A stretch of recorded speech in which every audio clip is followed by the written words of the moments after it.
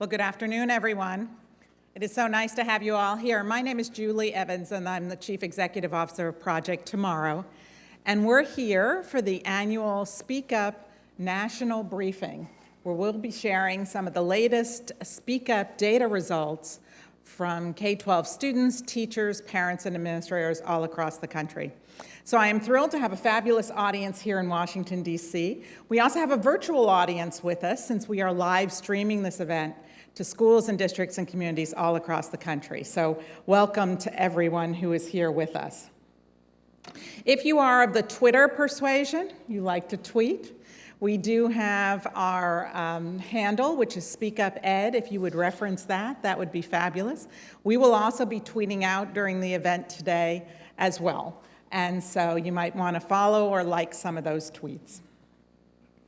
Just a little bit about Project Tomorrow. We are a national education nonprofit group. We're particularly focused in on making sure that today's students are well prepared for the future. We address that mission through programs and research that take a look at the innovative classroom or learning models that are out there in schools and communities today and understand what makes those innovative models successful. What is the efficacy around those particular models? We are probably best well known for the Speak Up Research Project. Many of you I know are already familiar with it. That's why you're here with us. But it is an annual research project that we conduct every year with a primary goal to help school and district leaders learn how to translate their stakeholders' views into assets that help them develop those type of innovative models.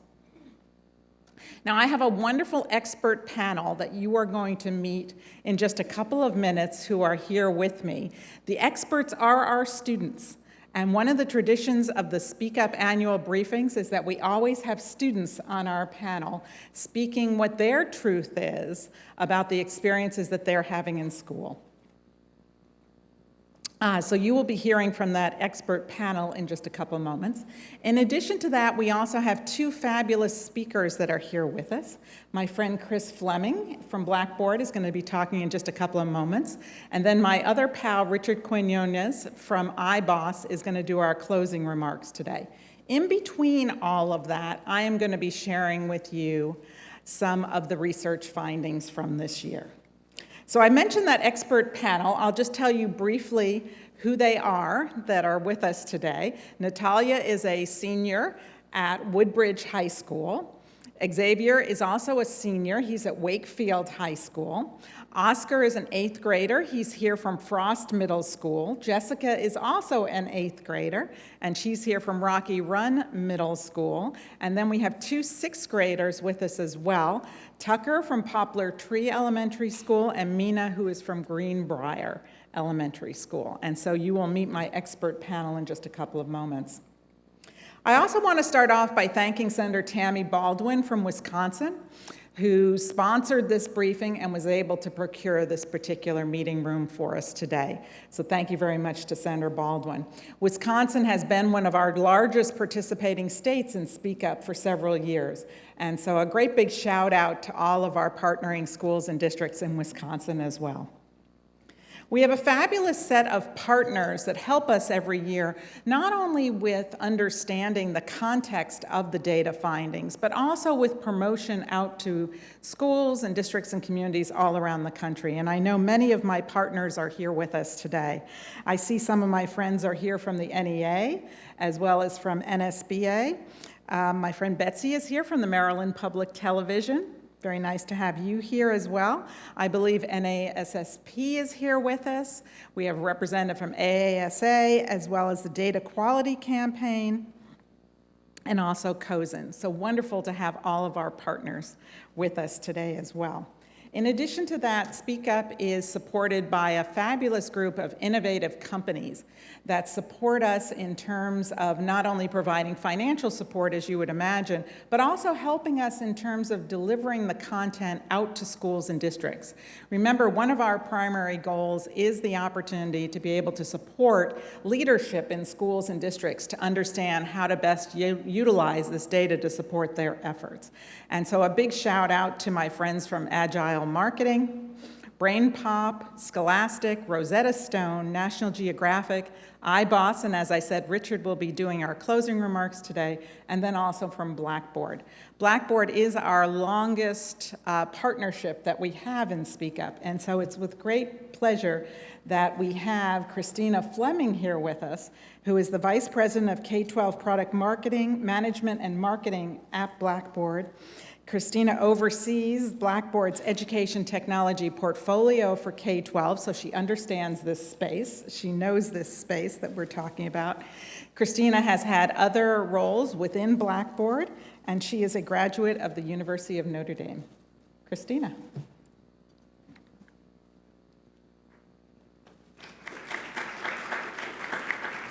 Thank you, Julie. Good afternoon, everyone. As Julie said, my name is Christina Fleming, and I lead product management and marketing at Blackboard. Blackboard is an education technology company located right here in the DC area. I want to start off by thanking all of you for attending today, and I also want to thank Dr. Julie Evans and the Project Tomorrow team for including us in this amazing opportunity and for giving us a chance to share with you a bit about the impact we are making through our 12-year partnership. For those of you who may not be familiar with Blackboard, we work with school districts, universities, corporations, and government entities around the world to deliver education technology and services. For K-12, we focus on helping schools offer an engaging experience for every student through digital learning and integrated school-to-home communications. Through this work, we are committed to helping districts connect with families, students, teachers, and schools. Since 2007, Blackboard and Project Tomorrow have collaborated on a wide range of research studies, programs, and joint events. It has been our esteemed honor to work so closely with this amazing group of people and offer insights related to how students benefit from using digital learning and interacting with technology. In our work together, we study the impact technology is having on K-12 education, as well as the role that all of us play in helping secure a better future for our nation's students. In addition to the information you're going to hear today about the annual Speak Up project, we've also collaborated with the Project Tomorrow team on a recent report which focuses on school-to-home communications. And I left some copies of this report outside if you're able to grab a copy.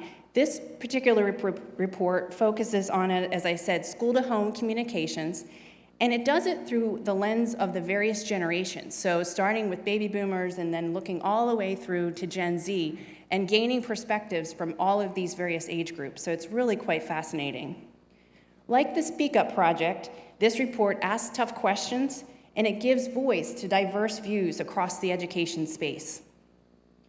This white paper and the work you're going to hear about today truly reflect the reach and deep insights provided by each Project Tomorrow study. By surfacing views that aren't often heard by all decision makers, these studies help facilitate open dialogue and communication between all of us. They enable companies like Blackboard to develop innovations that will evolve and provide solutions to real challenges faced by our students, our parents, and instructors each and every day. And this information helps all of us, vendors, lawmakers, and members of the education community, develop solutions that are truly tailored to the needs of today's students. And today, along those lines, we will hear directly from our students and from K-12 leaders about what works for them and their experiences with technology and digital learning. Digital learning offers us an opportunity to truly engage students and provide solutions for the future. Different points of view and perspectives are sure to emerge, and it is through these conversations that I know that all of us will bridge the gaps. Thank you so much for joining us today, for offering your time, your attention, and your open mind. Thank you. Enjoy.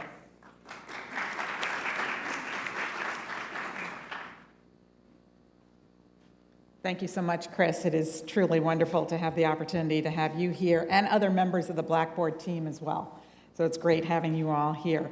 And just to sort of echo what Chris said, There was one of the most recent reports that we did in collaboration with Blackboard was around this school-to-home communications topic.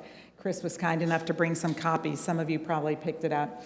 I am guilty of this situation that whatever is the last report that I write, it's my favorite. And so I love all the different reports and the research that we bring forward, but that one is definitely one of my favorites. So we've been talking a little bit about the Speak Up Research Project, but just in case you are not familiar with it, I thought I would give you just a little bit of a quick orientation so that you understand the context for the research that we're going to be sharing. So Project Tomorrow has been conducting the Speak Up Research Project since 2003. It is facilitated 100% through schools and districts. What we do is that we design and implement a series of online surveys that any K-12 school or district, public, private, parochial, independent, charter, magnet, virtual, whatever type of school you might be, you can use these surveys to collect feedback from your stakeholders. What we give back to you is all of your locally collected data through the Speak Up Research Project, as well as state and national data so that you have some good comparative opportunities to look at the research. This is 100% a free service that Project Tomorrow provides.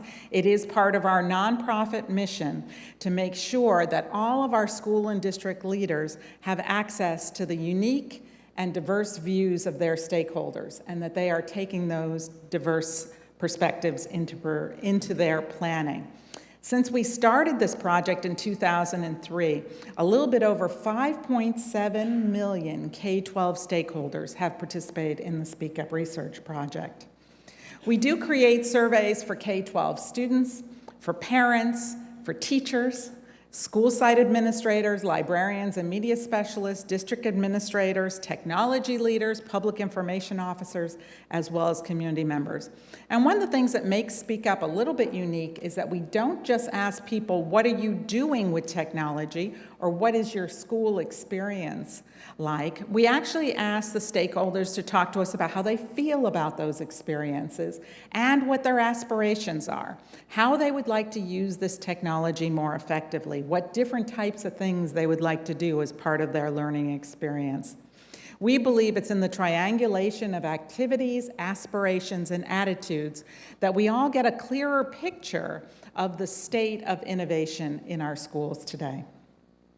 Really, at the end of the day, Speak Up is about translating. It's about translating the views and ideas of your stakeholders into assets, into actionable knowledge that schools and districts can use to inform different programs, plans, and policies. We are very proud that every year, decision makers and leaders at all levels of government, as well as within business and research and higher education and K-12 education, use our findings to inform their programs and policies. So the data that we're going to be looking at today was collected through last school year, so the 2018-19 school year. We're going to be talking a lot in particular about the perspectives of students today and also of parents. So I want you to understand that we collected last year surveys from about 283,000 K-12 students across the country, representing a diverse mix of urban, rural, and suburban schools, as well as Title I schools. In addition to that, we had almost 22,000 parents that responded to the Speak Up survey as well. So our topic for today is digital learning, peril or promise for our K-12 students. Now that might sound like somewhat of an unusual or unique title for today's briefing, so I thought I'd give you a little bit of the backstory, shall we say, the origin story as to why we're talking about this topic today. You know, I think it's really interesting when we think back to the role that education technology has been playing in our schools and districts. Some of you here in the room might remember, it actually is still available today, but you might remember from your childhood a very interactive game that was called the Oregon Trail. Anybody remember Oregon Trail? Yes, I see lots of smiles. People have friendly impressions of the Oregon Trail. It seems hard for me to believe, but that game first was introduced into schools 45 years ago. 36 years ago, Apple went through a program where they were putting Apple IIe's into classrooms. That was 36 years ago. And Project Tomorrow is actually the successor organization for the school wiring effort that was called Net Day, if some folks remember Net Day, and that was over 23 years ago. So education technology is not a new fad. It's nothing that is just appearing on the horizon.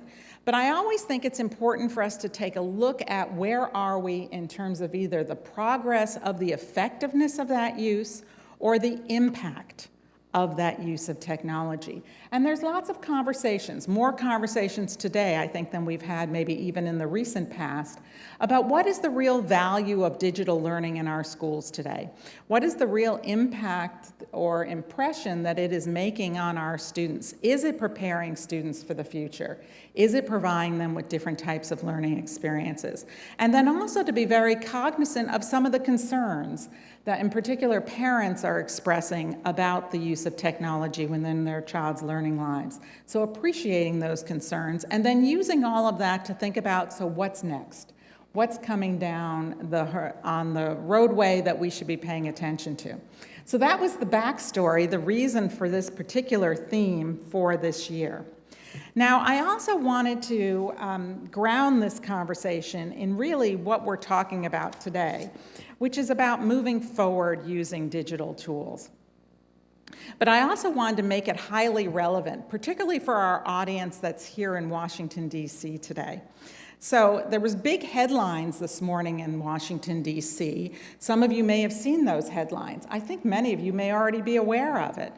Did you know that the Nationals won the first game of the World Series? As I said, probably playing better here in Washington, D.C. than in Houston, but important for us to know. I think I probably have a few National fans here with me today. So that's interesting. True confessions, I am an LA Dodgers fan. So my season ended a couple weeks ago. As I keep telling my husband, I think it's football season.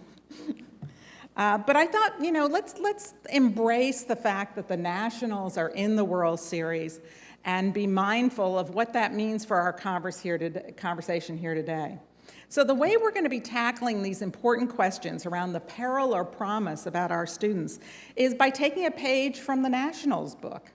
So I'm going to be pitching to you some research findings for you to take a look at. Our panel of experts are going to be here with all the hits. They're going to be sharing with us their insights.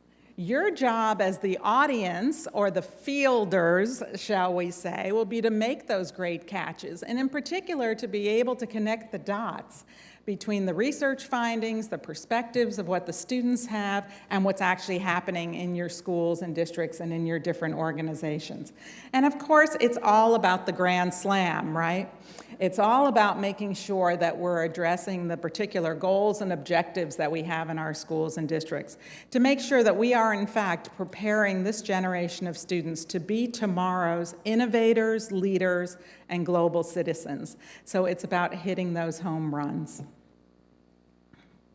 So what I'm going to do is, before we get into the research findings, I'd like to have my panel of experts, my hitters, shall we say, come on up and take their place here at our briefing table.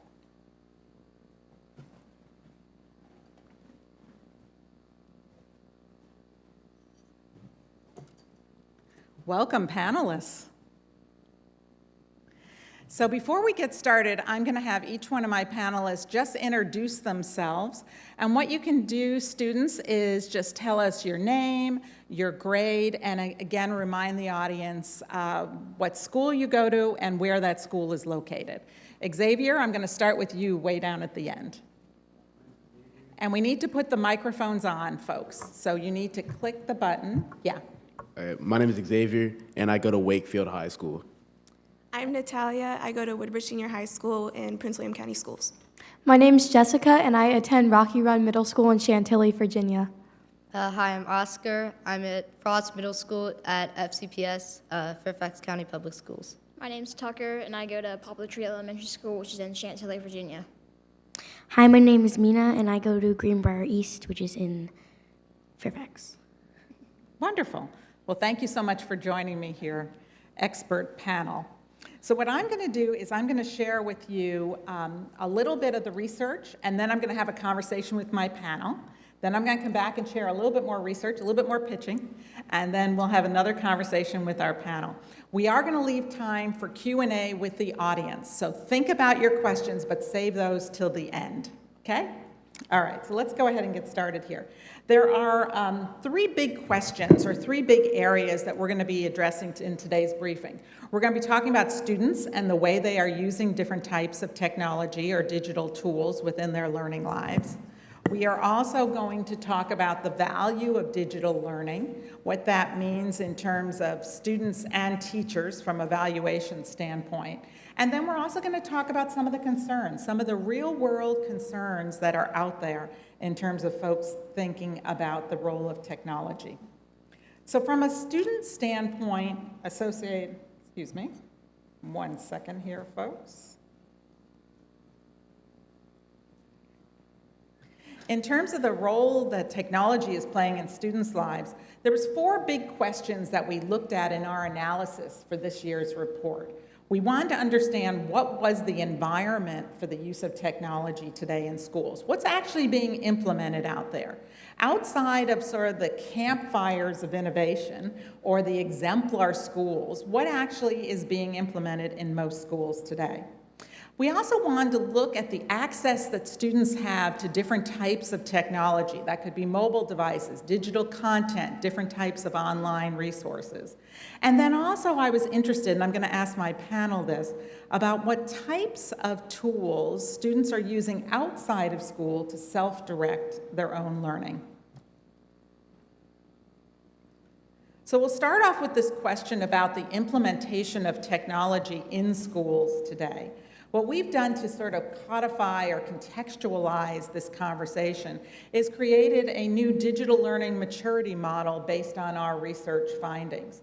So we took a look at what school district leaders told us that they have implemented in their schools, and then organized that along three contextual levels. Established, meaning that more than 2/3 of schools report that they've implemented this. Developing, about 50-50 in terms of the schools that have developed or implemented these type of technologies. And then the things that are just beginning, things that we're just seeing on the horizon. So relative to the report that we released with Blackboard, we actually find that 3/4 of schools say that they are using social media tools to communicate with parents and with students about different things that are happening in school. There's also a very widespread usage of cloud collaboration tools, most notably the Google Education Suite that we see out there. In terms of things that are developing, around 50% of the schools or districts have implemented these things. Things such as online classes for students, online professional development for teachers, online textbook use in schools. And then the types of digital environments that we see that are just beginning or are just beginning to get into the more popular mainstream within schools are things such as blended learning environments, the opportunity for students to use mobile devices, not just in school, but also to have those school devices be able to go home with them. And then also game-based learning experiences. So it's very interesting to sort of look at the context of all of this and then overlay that with the experiences that the students are having. We asked students about the types of computer devices that they have access to in school, and here's what we learned from the most recent results. It obviously dovetails in with what we have seen from the maturity model, but increasingly what the investments that we see schools are making are in Chromebooks or those internet-connected, always-on type devices in schools. Pretty significant increase there. So you can see in 2014, only 14% of high school students said they were using a Chromebook, and yet here this past year, 49% of high school students say they're using a Chromebook. The other thing that we saw is that students have not just one of these. In some cases, they have access to multiple devices, particularly if they have their own devices. 61% of high school students also told us that they regularly use their own smartphone in school to support learning, in addition to school-provided devices as well. And when we ask students about the types of digital content or online resources they have access to, again, this very closely marries or matches what we heard from district administrators as well. 83% of students in grades 6 through 12, same grades as our panel here today, say that they're using Google tools on a weekly basis to support some type of collaborative activities or learning activities. I'll ask my students about that in a moment. We also found that students are taking a lot of online tests or different types of online assessments. We asked about different types of digital content as well and found that, in fact, the students tell us that they are accessing online textbooks, digital games, online videos, as well as different types of apps or software to help them develop some skills. We took a look at this within the lens of urban, rural, and suburban schools to see if we saw any sort of difference there. You can see there's some slight differences in those activities across the types of communities. The thing that jumped out at me is that there's lesser weekly usage, and this is from middle school students, with virtual labs, primary source documents, or animations and simulations. And the reason that that struck me, folks, it may have struck you as well, is that quite often these are the type of things that can't be replicated using more traditional education environments. So if we're doing a research project on the Civil War, it's a lot more interesting to actually read letters that soldiers wrote home about the Civil War experience than just reading something that's in a textbook that talks about a particular battle. So we're going to be paying close attention over the next year to see if we see more use of primary source content, more virtual labs that provide the opportunity to demystify abstract concepts through virtual labs or even animations or simulations, because we'd like to see greater usage of that in the classroom as well. Now, the other thing that was interesting to us this year is that when we asked students about their use of technology outside of school as well as inside of school, we came up with this very interesting statistic. So 50% of students in grades 6 through 12, so middle school and high school students, told us, in fact, that they are using technology more for learning outside of school than inside of school.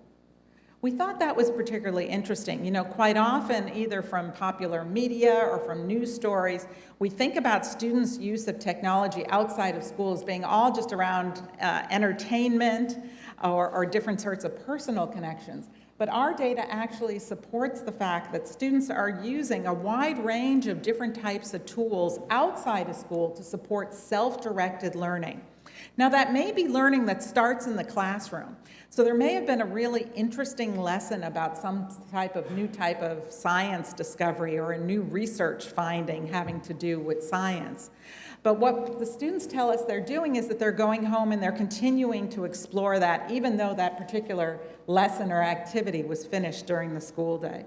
So students tell us that they are playing online games, for example, to learn different types of skills. They're leveraging online writing tools to understand how to improve their writing skills. They're using social media to learn about what other people are thinking about or doing about areas of interest to them.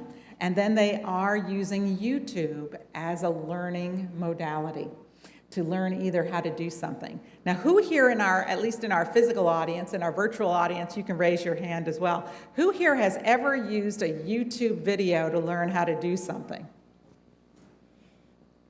All of us, or most of us, have. So not unusual from the students. So we're going to talk a little bit more about YouTube in just a couple moments, but I am just biting at the bit to get some questions in front of my panel.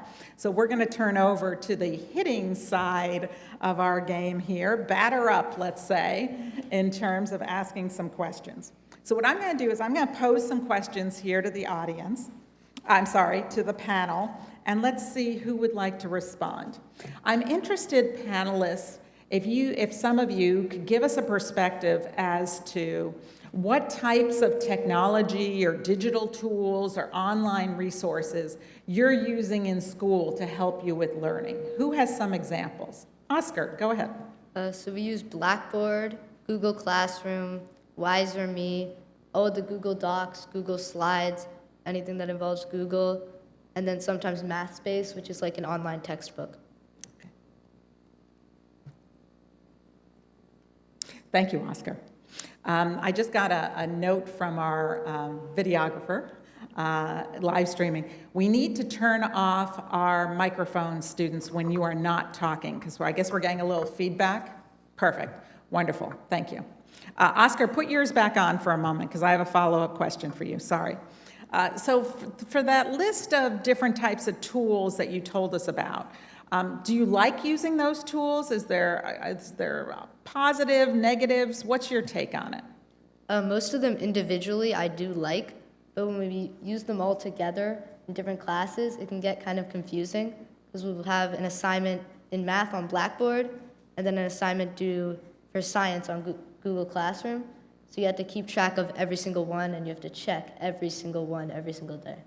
Interesting perspective, Oscar. I'm going to come back to that, so thank you. So you can turn your microphone off. Who else would like to share? Go ahead, Jessica. So some tools that we use in our classroom are the Google Drive. We use Google Docs, Google Slides, Excel, all of those. And then in addition, to help our learning, we use apps such as Quizlet, Kahoot. We also use, like Oscar said, MathSpace in my math classroom, which is a really helpful tool for our class. Okay, same question back to you, Jessica. So give us sort of the pros and cons of the tools that you're using as well. I think some of the pros of going online, so we have online homework a lot. So in like my math class and stuff, we have HyperDocs, which are Google Slides, and Google Docs, which have like different links to different sites that help us learn, but we also get guided teaching. I also like having technology in my school because it helps me go home with all my files in one spot. So instead of having to have like all these binders and stuff, I can just simply have my computer and bring it home and bring it to school and have all my files in one space. It's really good in group projects too if you need to collaborate. So like I play multiple sports, so me and my other group members, we can say, how about we go on at 6 and we can all work on this one topic or something about the project, and we can get a lot of things done because of the collaboration that the computer allows us to have. Thank you, Jessica. Okay, so I'm sort of starting to get a little bit of a theme about organization and about the effectiveness of the use of technology on your learning lives. We'll come back to that. Other panelists that want to share? Go ahead, Natalia. So along with what the two of you guys have said, we also use it at my school, but in addition, we use my AP, which is a sector off of College Board for SAT prep. So in my calc class, we use my AP to practice what we've learned in class already. So we take notes and then we do mini assessments on there. I personally like it, but it may differentiate from what the teacher has taught in class, if that makes sense. So give me a little bit more on that. So go ahead. So let's say I just took notes in class with my teacher, so she'll teach it a certain way, and it'll be formatted a different way, like when she asks a question. Like let's say she asks a question on an assignment, it's not going to be formatted the same way on my AP. So if we're trying to answer a question on my AP program, we may not be able to approach it the same way. Do you think that that's a positive or a negative? I think it can go both ways, actually. So, like, it'll help you think differently for different scenarios, but it can be difficult going from one thing to another in class. Okay, thank you. Anybody else that wants to share? Mina, go ahead. Okay, so a lot of, like, resources we use in school is, like, Britannica. That's, like, an online, like, encyclopedia, and it's just so much easier because, like, if you wanted to get a book from the library, you have to worry about it being checked out, and like you have to go and search the library to find it. But with like Britannica and other sites like Britannica, you can just search up what you want to know. So again, back to that sort of efficiency and organization. I love that particular theme that's coming through. All right, my next question, folks, and again, you tell me how you want to respond to this. So who can give us some examples of how you use technology outside of school from a self-directed standpoint? Okay, go ahead, Tucker, you're up. So I know sometimes I have homework online in math. I definitely have homework on Discovery Education.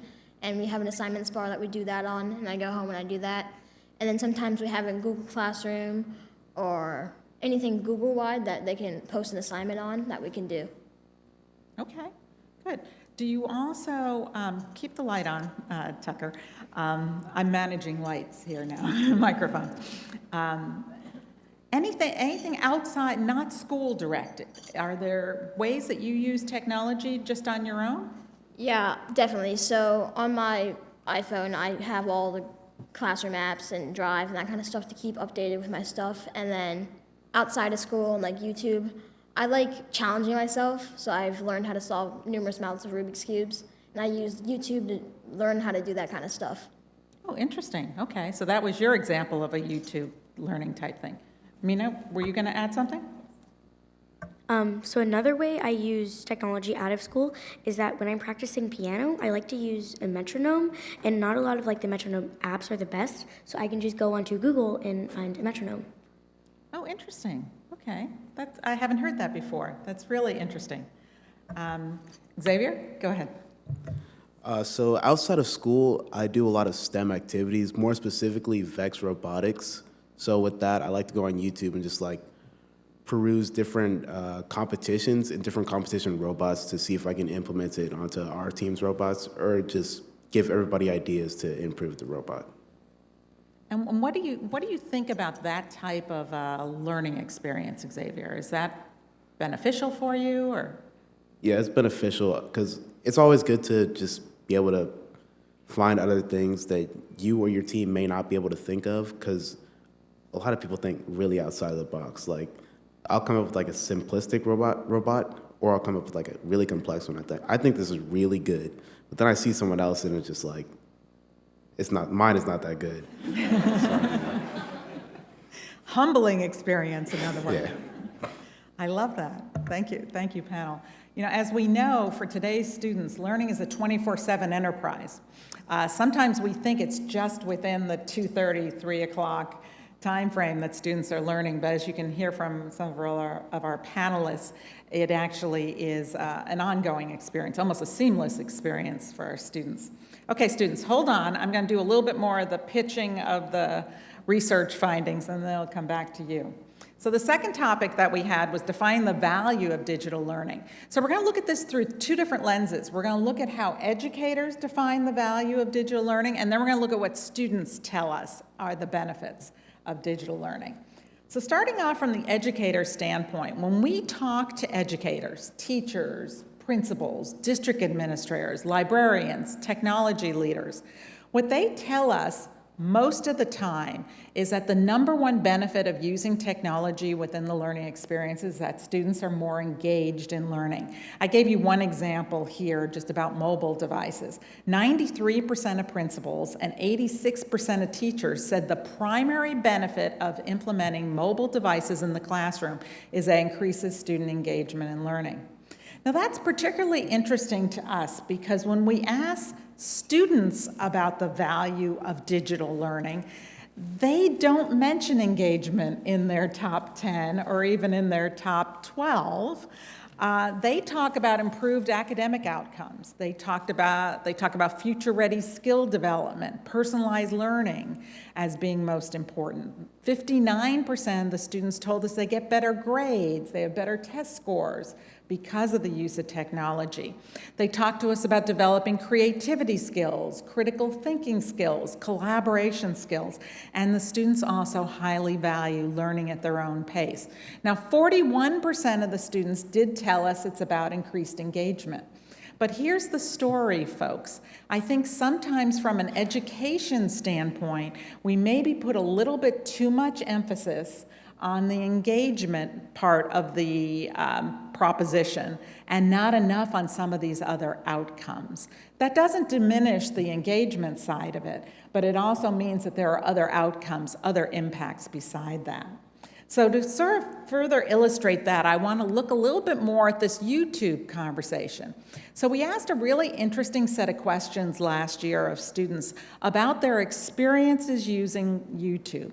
And it basically comes down to, and this is from middle school and high school data, girls and boys disaggregated, is that for today's students, they are creators, they are curators, they're influencers, and they're learners using YouTube. So as you can see here, 41%, for example, of middle school girls and 46% of middle school boys said they have they have posted a comment on a YouTube video, thus giving their opinion as to the value associated with that. It may have been something that Xavier looked at and said, yeah, same type of thing. I also think it's really interesting, we think this is sort of fascinating actually, about the percentage of students that have their own YouTube channel. So how many folks here in my DC audience have your own YouTube channel that's not a school or district channel? I'm talking about your own personal channel.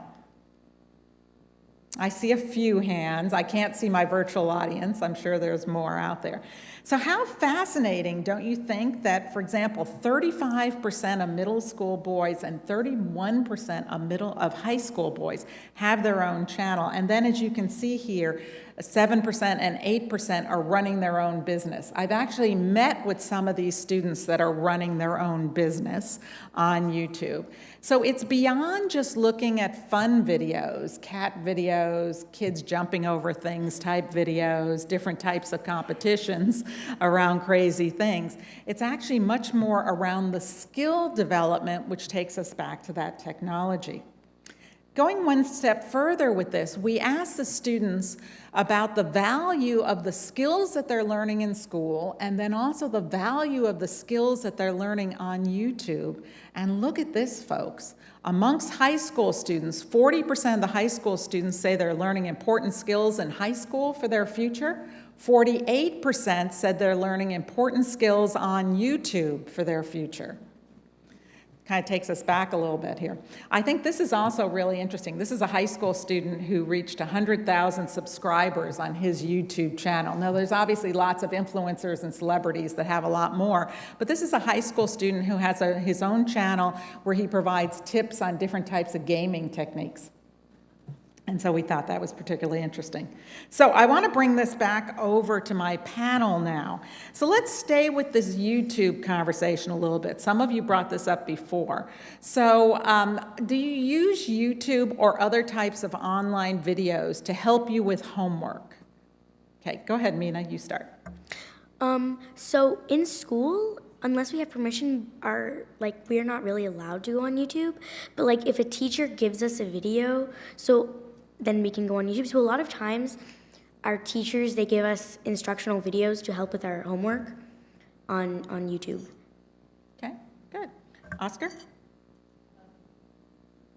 So I had a Spanish project that was a few weeks ago, and I didn't know how to say it's going to rain later today because it wasn't in our, it wasn't what we were learning in school, but I wanted to say it. So I looked it up on YouTube. Well, my dad looked it up on YouTube, and it showed exactly how to do it, and the channel itself had a lot more other tips like that. And it just shows that, like, especially in languages, when you can't find it on, like, Google Translate, that you can find it on YouTube.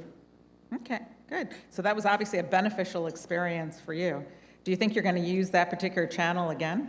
I think that I'm definitely going to use that type of channel. Like, we look at those channels in school, and that I'm definitely going to look at those types of channels again. Okay, good. I think, Jessica, you had something? So YouTube can be a beneficial tool for the students at home when we have homework, because let's say you don't understand a certain topic. Instead of having to go through all these different websites and stuff, you can look on YouTube a certain tutorial how to do a topic, and it's really helpful, especially in math and other sorts of things. And I touched on earlier that we have hyperdocs in certain classes. The hyperdocs usually have a link to a YouTube video. Like, I remember in last year in our family and consumer sciences, we had YouTube videos on what to do if there was like a kitchen fire and how to use a fire extinguisher and stuff like that. So I really think having a visual learning representation can help us later on. You know, Jessica, that's really interesting. This idea of visually based learning is particularly interesting. In addition to having the wonderful opportunity to be here with these experts, I do about 30 focus groups a year with students all around the country. And I'm hearing more and more about the power of visual learning. So why do you think that maybe you have an opinion on this, Jessica. Why do you think that is? Why do you think that there is power or potential in visually based learning? I'm a visual learner myself, and I think being able to see it and experience it more than just like writing it down or just having paper notes and a textbook is better for me to learn, because I like seeing, like, if I were to use a math tutorial video, seeing the step by step and then someone explaining it, or like in the facts, like the family and consumer sciences, like seeing how to do it is, I feel, for me, beneficial instead of having to like read an article about it or something like that. Okay, good. Natalia, did you have a point you wanted to share? Sure. Yes, so with what I use with YouTube when it comes to school, it's usually using Khan Academy. So Khan Academy has its own YouTube channel. So when it comes to some of my math and science courses, if I didn't understand something 100% in class, I can go on there and they have videos, like instructional videos that you can pause and go back, just in case you don't understand, which helps a lot. And I'm sure a lot of these students have used it as well. So. Yeah, absolutely. All right, so let me change up the question a little bit. You saw some of the research that I shared about students' perspectives on the value, the impact, the benefits of using technology. Now, I want to hear from your own perspectives. So what do you think is the value or the benefit of having technology included in your learning lives? Go ahead, Oscar, jump in.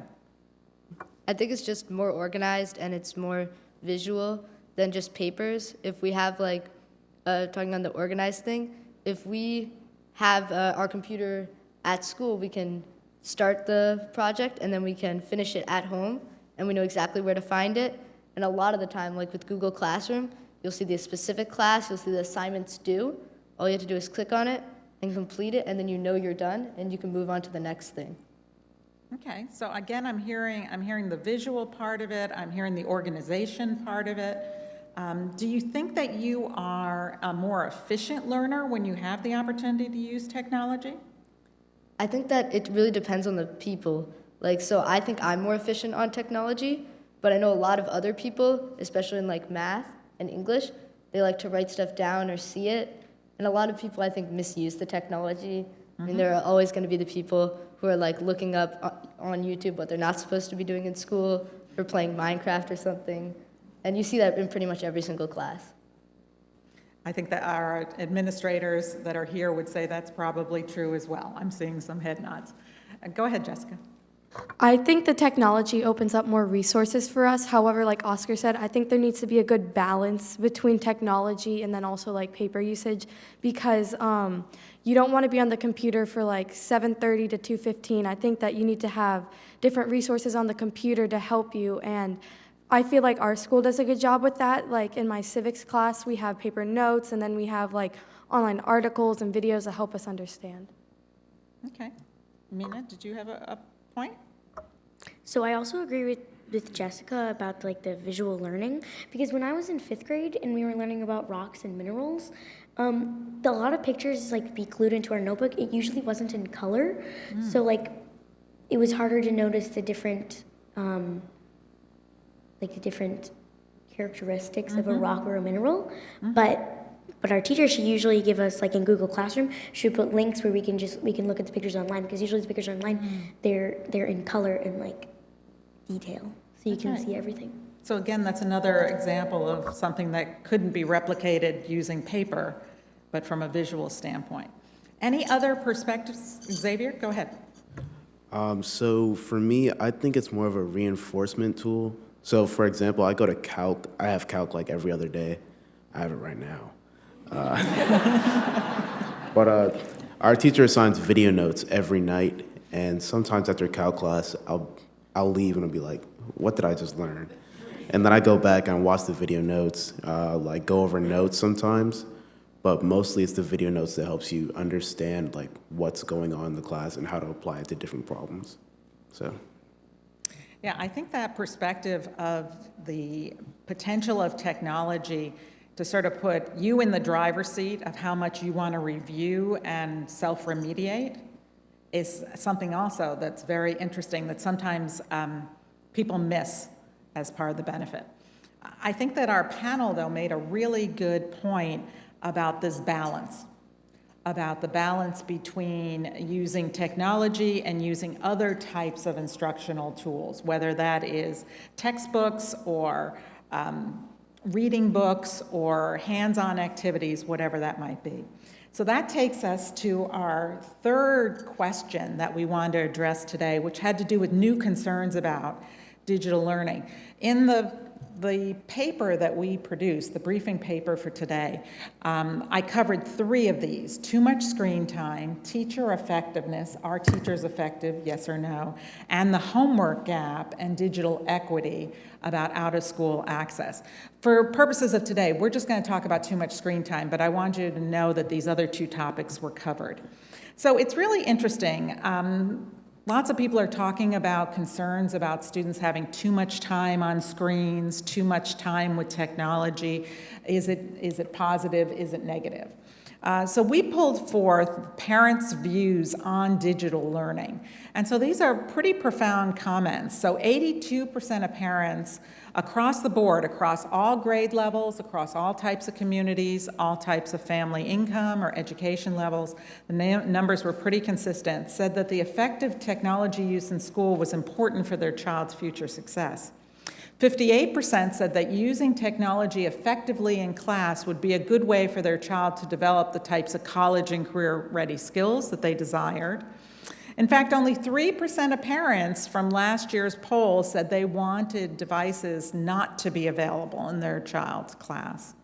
And when we asked parents, so what's your number one concern about technology at school? Parents did not bring up screen time, but rather said it's about tech use that varies too much from teacher to teacher, class to class, creating inconsistency.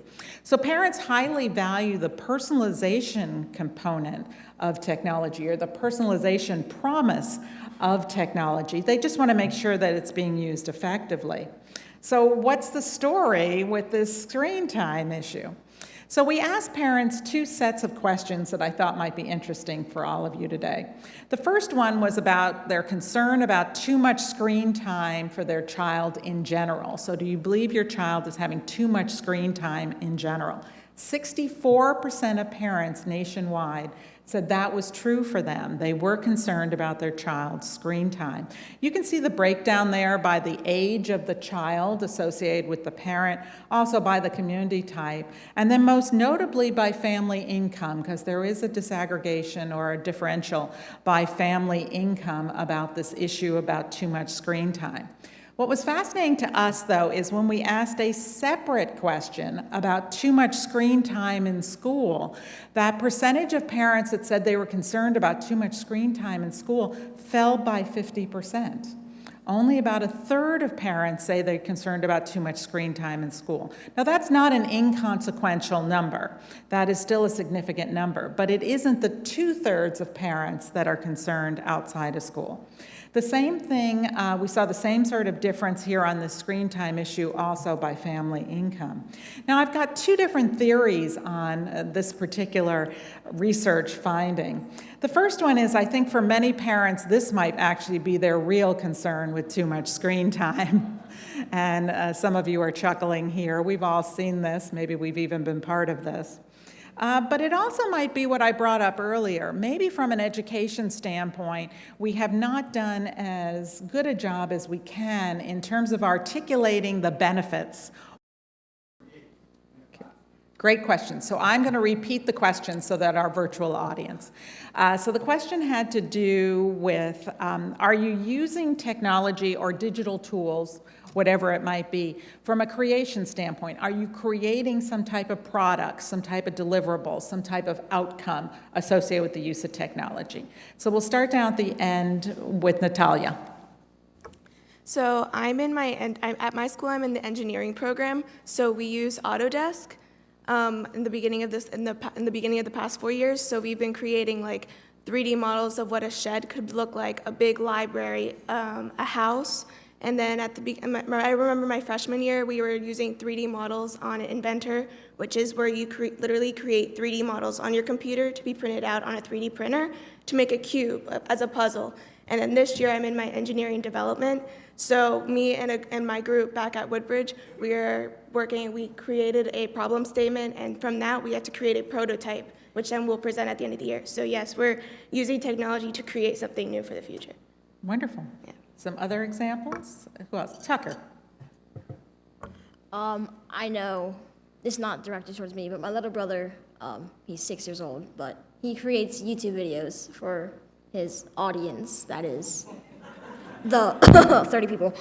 But he creates that, and like when we're not around him, he talks the weirdest things to his people, and he just talks about random stuff and about how he feels about it, and that touches on creating things. Like not having people around, it lets your mind be open and free because you're just talking to a camera. You don't see any people. It doesn't matter how nervous you are in front of people.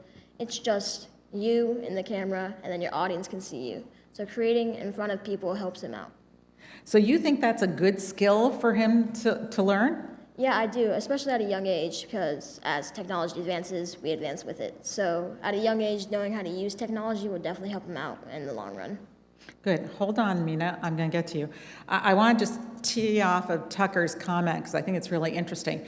When we talk to students about the types of skills that they believe they need to be successful in the future, the number one skill that students, I don't know about our panel here, but students tell me all the time, is they believe the number one skill is communications, that they need to be good public speakers and they need to be good writers. Most of the time, adults say critical thinking. So it's really interesting, that difference associated with that. Mina? So just with like the camera thing, so in my school, I'm on the school like news team where in the morning we make like morning news videos, and it'll just be like what the lunch menu for today and the birthdays are. And like what he said is it's just so much easier to talk in front of a camera because you know that like a bunch of people are watching you. Like my school, it's like 1,000 people watching us, the anchors, talk, but we can't see them because like there's just a camera and like the news crew with the camera people. Do you think this, I think this is absolutely fascinating. Sorry, your one little question is just becoming my whole world up here now. And I didn't prompt you with that question, did I? No. Mina, do you think it is, do you not get nervous because of the camera, or do you think it's also because you get to be more authentic? Why do you think it's easier for you in a camera environment? It's mostly because I don't get as nervous because like all of the people that are watching me are behind the camera and I can't see them. And yeah. Okay, good. Okay. Go ahead, Jessica. So one of my electives is the peer helping class, and our goal is to make a positive community at my school. And so we're having an upcoming Halloween party, and it's all planned by the students. So our final product is hopefully a Halloween party. So one of the aspects of that is we wanted materials in order to have activities like painting pumpkins and things like that. So we actually were reaching out to multiple local stores to see if they would donate us. So our class, we all collaborated, and on a Google Docs, we made a letter and we all edited it. And then we each got different stores and we put in like the store manager's name, the location, and we're waiting to hear back. And our class is really excited about it. And I feel like that was a good use of collaboration and the final product because we all really enjoyed it, and we helped like each other work towards the end, and it feels really good to help. So it was a creation project, but also you were developing collaboration Yeah, skills. that's exactly what it was, and I liked it a lot too because I learned many things, and it's hopefully going to be really fun, and I think it's good to know how to like write a letter and things like that. Good. Another question from the audience? Yes, Tim. So first off, thank you so much for coming and sharing your insights with us. My question for you is, does your learning ever reach an authentic audience? What you're learning in school, does it reach out to your community? Do you connect with maybe other classrooms outside of your own? So the question is, again, repeating for our virtual audience, is does your learning experiences that you're having reach an authentic audience? Do you see where the impact from your learning is impacting your local community or maybe impacting a group that is in need, whatever it might be? Does anyone have an experience like that? Go ahead, Oscar, start us off. So in civics, we have a service learning project, and this time we helped with the National Archives, and we basically transcribed documents. But I know in the future and in the past, we've done a lot of stuff where we've been like directly helping people, and sometimes like we might package food in the future. So we're learning about how to help people, and we're learning about how to be good citizens, but we're also directly seeing the impact of our help. Okay. Tucker, you had a point? Yeah, I know from my school we have a tech team, which is basically people who become experts with their laptops. So I'm on it, and I spread that knowledge to my school. So say someone has an issue with their sound, teach them how to fix it. I walk them through the steps, and then say their friend has the issue, oh, I can help you fix that. And then that just keeps on spreading through the school until everyone in the school knows how to fix their sound. Oh, that's great. It's fabulous. Do you think, again, I'm taking the priority of the fact that I'm up here to extend the question. So do you think that when you have an authentic audience, does that help with your learning? Does that make the learning seem more real to you? Or do you think it feels contrived or made up? I think it makes it feel more real because then you have a genuine response. So say Right. someone who likes working with pen and paper has an issue with their laptop because they're not as much of an expert. They learn and they give me a genuine response. So sometimes I'll ask someone after I'm done helping them, did I help you well? Did everything go well? Sometimes they'll add, well, you could have done this better, but this is also good about it. I love that customer service. Getting feedback from the audience. I love that. Okay, folks, I've got one more question. Go ahead, Brian. From the standpoint of accessibility, how many of you work with students or colleagues of yours that are disabled? How does digital technology affect their learning? So the question from Brian was about students that maybe you're interacting with at school that have some type of learning differences or different types of learning disabilities and the role of technology. Does anybody have an example for that? Go ahead, Jessica, you can start. So, like I said, I was in the peer helping class, and one of the aspects of that class is to work with the students who are in the Cat B and personal development program. So we go there at least once a week, and we help them with homework and other activities like that. And I find that technology helps us learn more. I feel like it gives us a good quality too, because I know when I'm in the Cat B classes that there's different apps on the iPad that help us like learn the different types of letters and how they sound, and there's different tools to help us, learn different things. Good. Go ahead, Oscar. So in a lot of our core classes, math, English, civics, and English, I think, or science, we're split up basically. So if kids with disabilities usually are in separate classrooms, and that's something we can work towards. But a lot of the classes that they're mixed together in is like electives. And I have a tech theater elective, and there are people who are disabled in that class, and I've been in groups with them, and we work on slideshows together, presentations, and I think that that's a way that it's pretty much like a universal language. Everyone knows how to work with those slideshows, so they can add something, and you can say, oh, that's good, and you can really communicate well with that. Okay, great. Thank you, Oscar. Mina? So she's not in my class, but she's in, I know who she is, and I'm just saying how technology helps her learn. So she has a disability where she's physically 11, but she's mentally 6. So she doesn't really know how to read. So when we take tests on the computer, it can read out the questions to her, so she can do it. And you think that helps her? Yes. Yeah, a really interesting topic about how technology provides opportunities for students to have access to educational opportunities in ways that, again, could not necessarily always be replicated outside of that. I often will tell people that some of the very best, most efficient, most effective utilizations of technology that I have ever seen have been in special education classes. Okay, panel, I'm going to have you stay here for a moment because I have one final question for you. But I have my good friend, Richard Quinones, who is here, who is going to come up and give us some closing remarks on today's briefing. Richard has spent over 20 years in important IT leadership roles at the county level, the state level, and the national level. His past experiences include being LA County's, Los Angeles County's Chief Education Technology Officer, where he led the delivery of IT services across 80 school districts and 5 community colleges serving 1.7 million students. Richard and I have known each other for a long time, both originally coming from California. Richard is currently the Senior Vice President at iBoss, and he's a graduate of the University of Laverne Graduate School of Business and Public Administration. Richard, come give some remarks here, please. Well, I have to start by thanking our friends. I mean, this is a great team, isn't it? It's a great lineup. It's just unbelievable.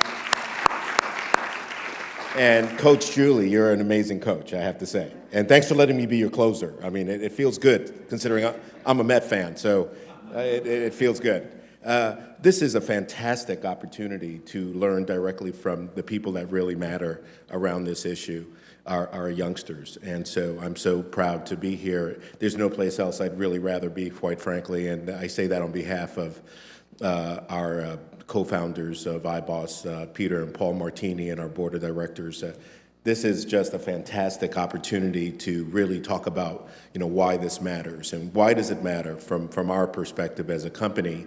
It matters because we see this data as a great source of input to our work in terms of how we build our technology to support schools across the country. And we support literally thousands of school districts across the country, and proud to do so.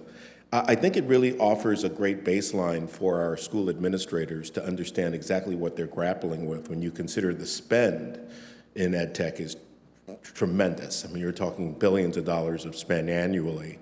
What does that mean? How can we connect the dots between the ed tech resources that our students are accessing and the achievement, academic achievement that they're hopefully benefiting from as a result? Making those correlations is critical, and we see the work of Julie and the team really helping to connect those dots for us, because it's a tough deal. Because serving in public education, I'll quickly say, it's a moving target, and it's also an unfamiliar territory for some of our school districts. We've not supported the classroom. Traditionally, in the IT sector, we supported business operations. And so now to be in a position where we're delivering our technology support into the classroom changes the dynamic in a massive way, not to mention the challenges that we face from a budget perspective and other vectors that have an impact on our work, including staff shortages and those kinds of challenges. So having said that, this work is tremendously beneficial to us, both on the public sector side and then certainly for iBoss. It's a tremendous vector for us to understand what's going on out there. So we're proud to be part of this work and really proud to be part of this team. And then I'll finally say that I don't think I'm singing to the choir when I say the school districts, unfortunately, are under attack. Malware, ransomware having a direct impact, impeding on our progress to support these youngsters. And so if you just look on your iPhone or your phone and just type in malware, U.S. school districts attack, it all pops up right there. It's tremendous. So we're in the business of helping solve that problem, and we're so proud to be doing that in collaboration with Julie and the team. Thanks, Julie.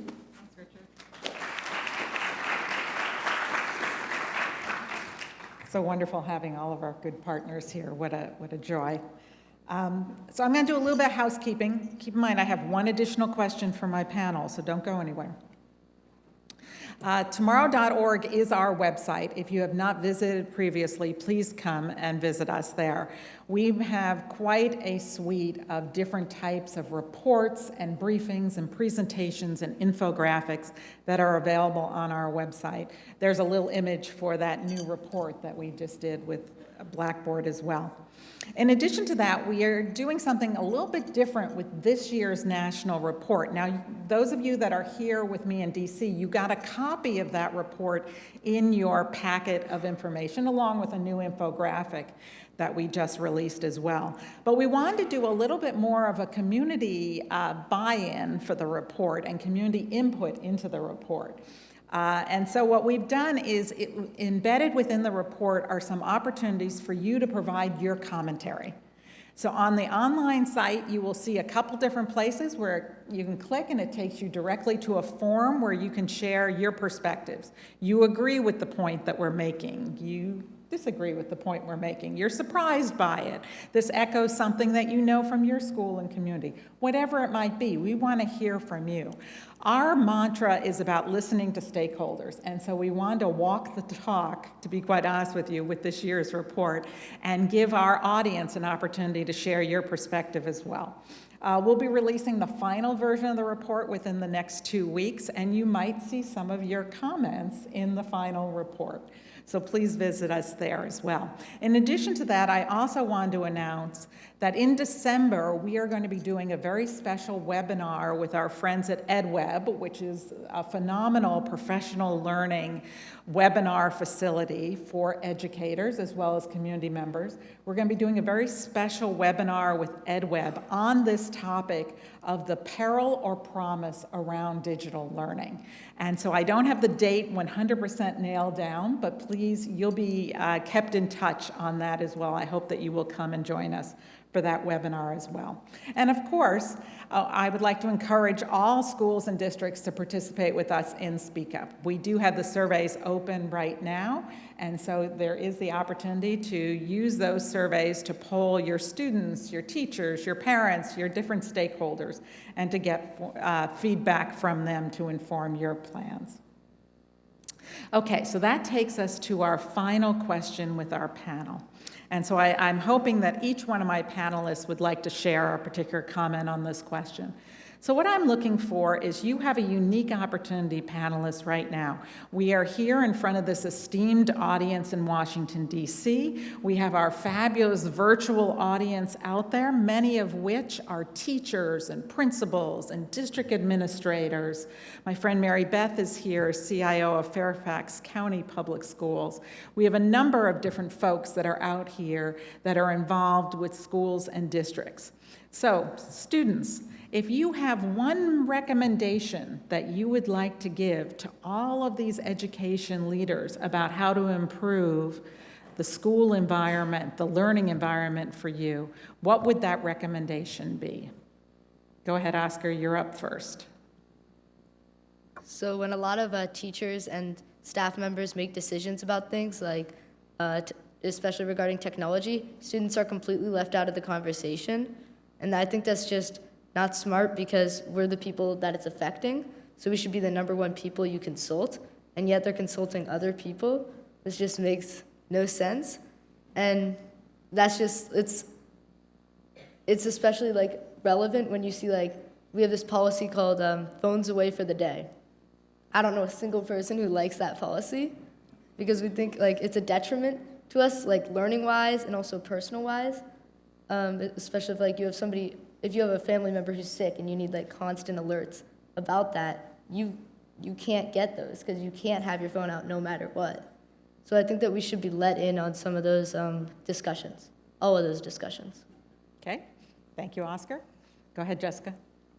I think that we need to have a good balance between technology and then other types of learning. I think that we should not just have all technology learning, like not all just hyperdocs, but I also think that we shouldn't just be in textbooks all day. So I think we really need to find a good balance between, paper resources and technology.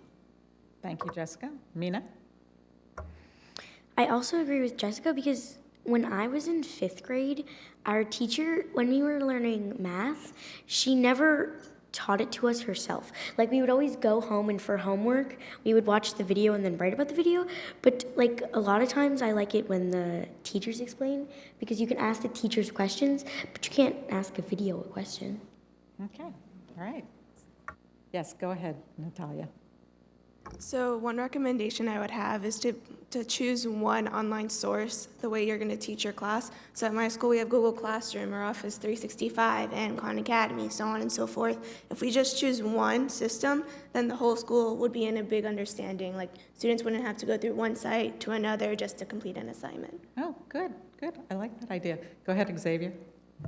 I was gonna say the exact same thing because at the end of the school day, I have like 40 different tabs open of just jumping from site to site to site, having to like maneuver my way around the different subjects and everything. Like I'll click on one tab and it's an entirely different topic from another one.